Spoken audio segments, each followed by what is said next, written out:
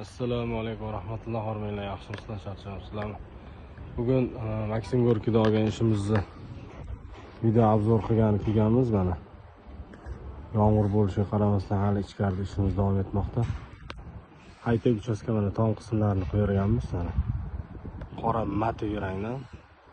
Tepada mansarda tom qismida ham alkaponlari bor, patologlari orqada balkon patologlari bilan qo'shib qo'yganmiz.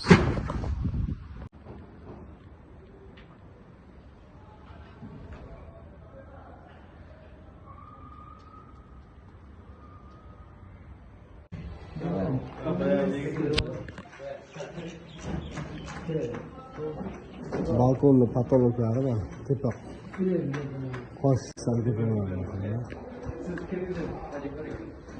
Bolalar qo'lida bir narsa ishlab yotibdi.